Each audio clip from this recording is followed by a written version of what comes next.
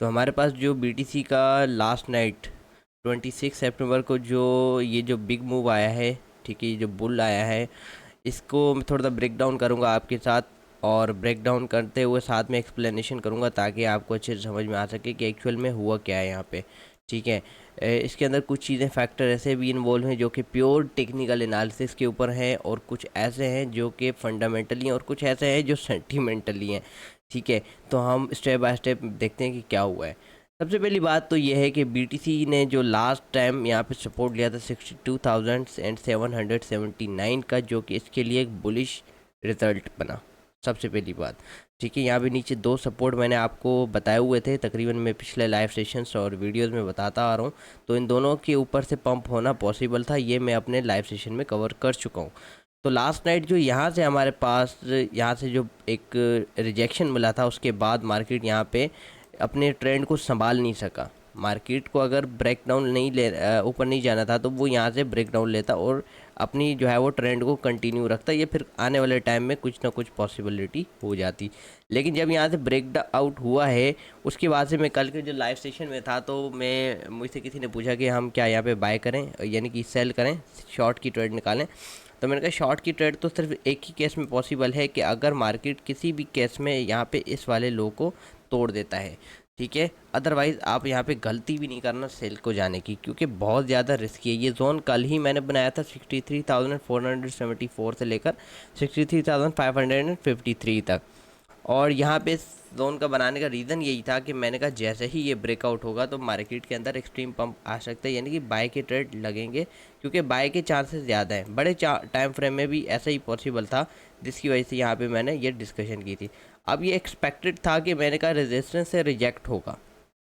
ठीक है, मैं इस बात को एडमिट करता हूँ, मैंने कहा था रेजिस्टेंस से रिजेक्ट होगा या फिर यहाँ पे कुछ देर कंसोलिडेट कुछ भी हो सकता है।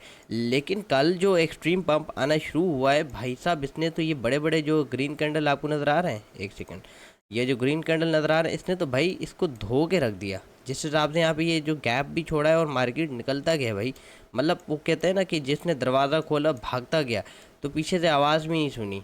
यहाँ तक कि मार्केट ने अपना प्रीवियस जो एक रिसेंट जो रेजिस्टेंस था उसको भी बड़े बेदर्दी से तोड़ा, मरोड़ा और ऊपर चढ़ गया।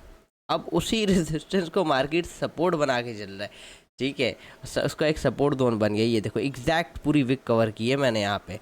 और अब क्या हो रहा है भाई, अब हमारा एक्सट्रीम पंप आ गया है, बुलिश हो गई मार्केट। लेकिन एक चीज़ बता दूँ, पता है अगला मंथ कौन सा है? जी हाँ, बिल्कुल आपने सही समझा, अगला मंथ है अक्टूबर का, और अक्टूबर को अक्टूबर भी कहते हैं।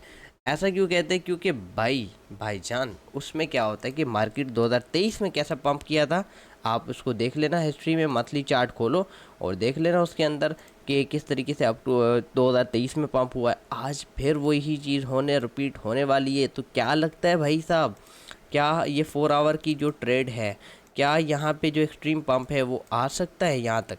क्योंकि ये जोन भी आपके भाई मुजम्मिल अब्बास ने ही बताया है कि भाई यहाँ पे 69,032 69,093 का एक एक्सट्रीम जोन है। इसको मैं एक्सट्रीम जोन इसीलिए बोल रहा हूँ भाई, इसके ऊपर के जो जोन है वो ऐसे ही हैं, बस समझे, एवं ही हैं। क्योंकि इसको तोड़ दिया माइन अब, तो फिर ये आपके ऐसे नहीं पकड़ने वाले, ये आपके ऐसे ही निकल जाएंगे, धो के निकल जाएगी मार्केट। और ऑलरेडी मैं यहाँ पे आपको बता चुका हूँ कि हमारे पास आने वाले टाइम में क्या चीज़ें पॉसिबल हैं। लेकिन अभी हम ज़्यादा बड़ा वो नहीं करते डिसीजन मेकिंग, क्योंकि हम एनालिस्ट करके बोलते हैं, डायरेक्ट हवा में बात नहीं करते कि अब मैं बोल दूँ यहाँ पे जाएगा।